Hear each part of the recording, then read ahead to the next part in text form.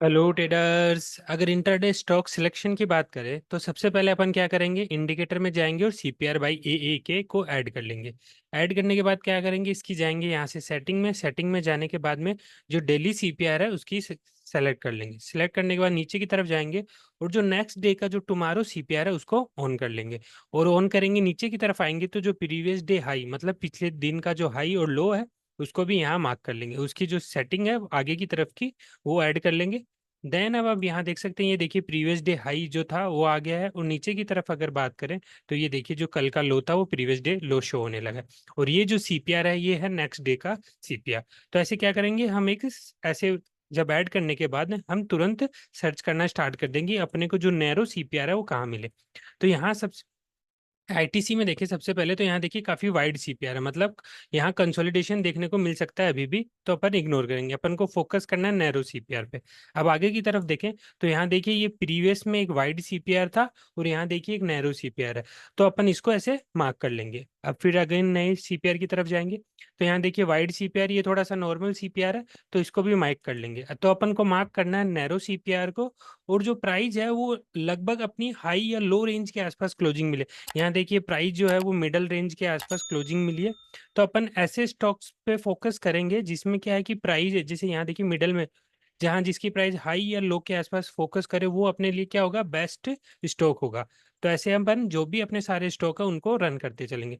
यहाँ देखिए अगर नेस्ले की बात करें वाइड सीपीआर है तो ऐसे को इग्नोर कर देंगे। एसबीआई को देखें तो एसबीआई में देखिए वाइड सीपीआर था प्रीवियस डे, नेक्स्ट डे जो नैरो सीपीआर बना और प्राइस भी देखिए अच्छी क्लोजिंग के आसपास हुआ है, प्रीवियस डे हाई मार्क है। तो ऐसे जो स्टॉक होंगे नैरो सीपीआर के उन सबको अपन मार्क कर लेंगे। अब ट्रेड लेने की बात करें तो सबसे पहले समझते हैं कि जो नैरो सीपीआर है वो बनता कैसे और उसका इंपॉर्टेंट क्या है।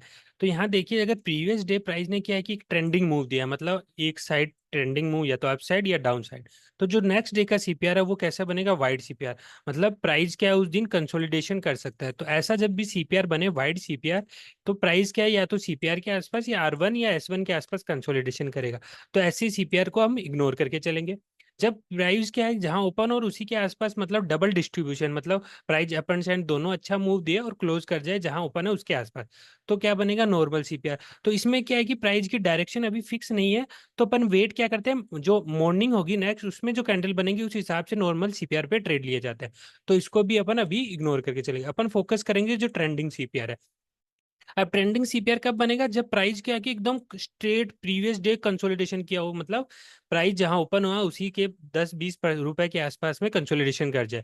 और जो सीपीआर बनेगा जो नेक्स्ट डे का वो क्या होगा कि प्राइस की जो रेंज है वो काफी छोटी हो गई है। तो जो ट्रेंडिंग सीपीआर बनेगा, मतलब जो नेक्स्ट डे है वो प्राइस क्या है, वन डायरेक्शन मूव दे सकता है, या तो अप साइड या फिर डाउन साइड। तो जब भी ट्रेंडिंग सीपीआर बने तो अपन को ट्रेड में क्या कर लेंगे, तुरंत फोकस कर लेंगे। अब देखते हैं कि ट्रेड कैसे लेना है। तो ट्रेड लेने के लिए अपन क्या करेंगे, फोकस करेंगे इन दो कैंडल पे। अगर जैसे ही प्राइस ओपन हो और फर्स्ट 5 मिनट की कैंडल, ये देखिए ये क्या है, प्रीवियस डे हाई और ये है R1। सीपीआर में R1 क्या है, पहला रेजिस्टेंस होता है और प्रीवियस डे हाई। तो अगर 5 मिनट की कैंडल प्रीवियस डे हाई और R1 दोनों को ब्रेक करे और सीपीआर कैसा हो, नैरो, तो तुरंत अपन ट्रेड लेने के लिए ऐसी कैंडल पे फोकस करेंगे। और अगर अपन को सेल ट्रेड लेना है तो वही पोजीशन होनी चाहिए एस, जो सीपीआर के नीचे पहला सपोर्ट और प्रीवियस डे लो को अगर कैंडल ब्रेक करे, जो कि रेड कैंडल होनी चाहिए एक अच्छी थोड़ी, तो उसको हम सेलिंग के लिए ट्रेड करें। अब बाइंग और सेलिंग का ट्रेड कैसे लेना है ये देखते हैं। अब बाइंग ट्रेड लेने के लिए सबसे पहले क्या होना है, प्रीवियस डे की जो कैंडल है, जो पहली 5 मिनट की जो कैंडल है वो प्रीवियस डे हाई के ऊपर क्लोजिंग मिली।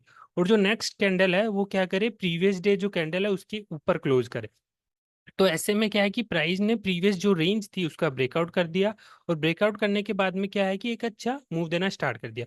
तो ये जो सेकंड कैंडल है, ये जो इस पे अपन ट्रेड में एंट्री कर सकते हैं, या तो इसी कैंडल का एसएल रखेंगे, और अगर ये कैंडल थोड़ी छोटी है तो अपन प्रीवियस कैंडल का एसएल मार्क कर लेंगे और इसी कैंडल में हम बाई की एंट्री कर सकते हैं। तो बाई करने के लिए अब थोड़ा सा ध्यान क्या रखना है कि ये जो पहली और ये जो दूसरी कैंडल है, मान ली पहली कैंडल छोटी बनी और दूसरी कैंडल काफी बड़ी बन गई, तो ऐसे में अपन ट्रेड को छोड़ देंगे। क्योंकि उससे क्या है कि प्राइस में अगर रिवर्सल करने की कैपेसिटी बढ़ जाती है जैसे ही एक बड़ा मूव आ जाएगा, तो अपन का फोकस किसने करना है, R1 ब्रेक करे जो पहला रेजिस्टेंस है और प्रीवियस डे हाई के ऊपर पहली कैंडल क्लोज करे, और नेक्स्ट जो 5 मिनट की कैंडल है वो पहली कैंडल के ऊपर क्लोजिंग करे, तो उसी या उसके नीचे वाली कैंडल का एसएल के साथ हम ट्रेड में एंट्री करेंगे। प्रॉफिट बुकिंग कहाँ करेंगे, जैसे मान लीजिए अपन ने 10 रुपए का एसएल लिया है, तो 10 रुपए का एसएल है, तो जैसे ही अपन को 10 रुपए मिलने लगे तो पहला अपना जो एसएल है वो ट्रेल कहाँ हो जाएगा, अपनी कोस्ट पे।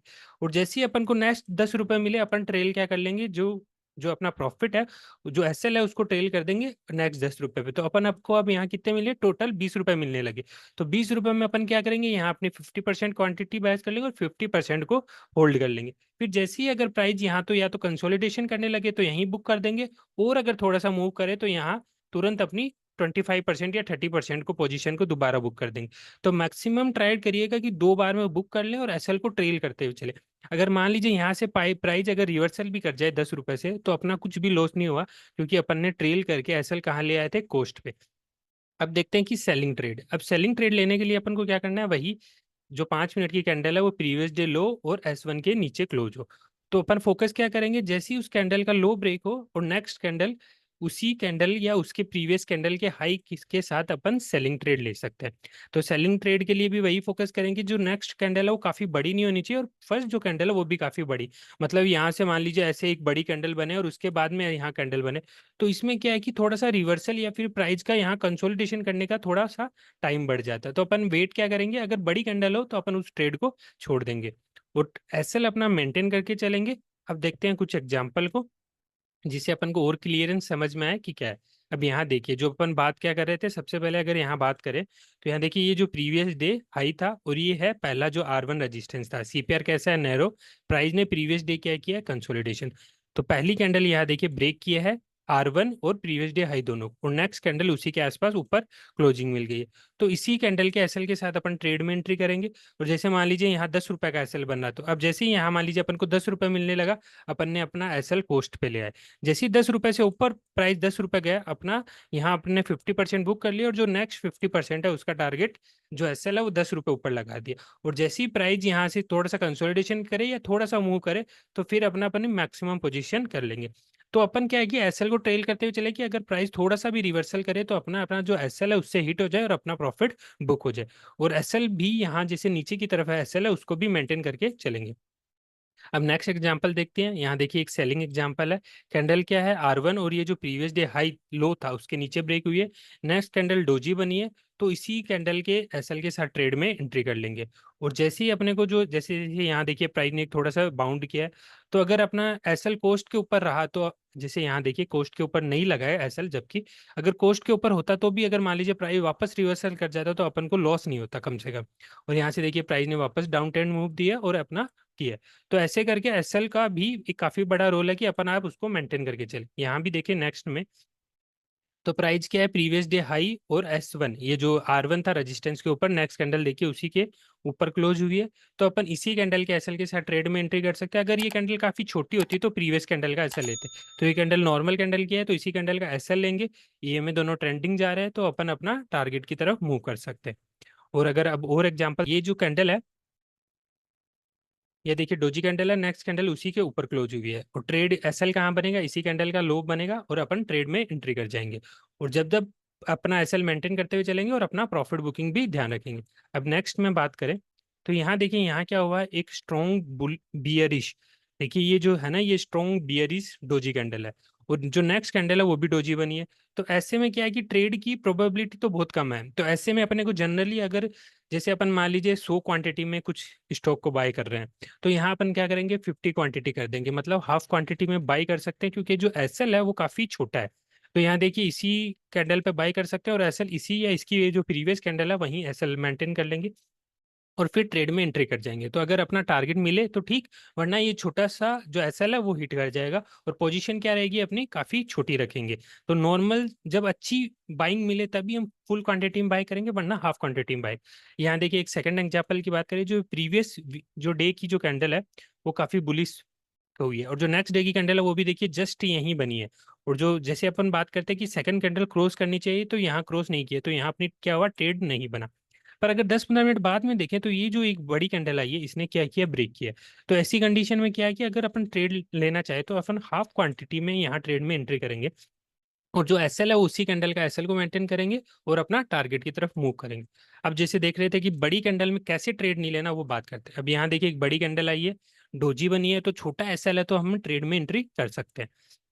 पर यहाँ देखिए यहाँ एक बियरिश ये डोजी बनी है, और डोजी के बाद में यहाँ अगेन डोजी बनी है। तो इसमें अपन ने ट्रेड में एंट्री करी, यहाँ देखिए ट्रेड में एंट्री कर सकते हैं इसी के एसएल के साथ, और अपना क्या टारगेट मिला, और अपन ने अपना एसएल ट्रेल कर लिया। तो मान लीजिए अपन ने यहाँ एसएल ट्रेल कर लिया, तो जैसे ही एसएल ट्रेल किया यहाँ प्राइस हिट हो गया, तो क्या हुआ, कम से कम अपने को लॉस नहीं हुआ, कुछ भी मिला हो पर मिला है।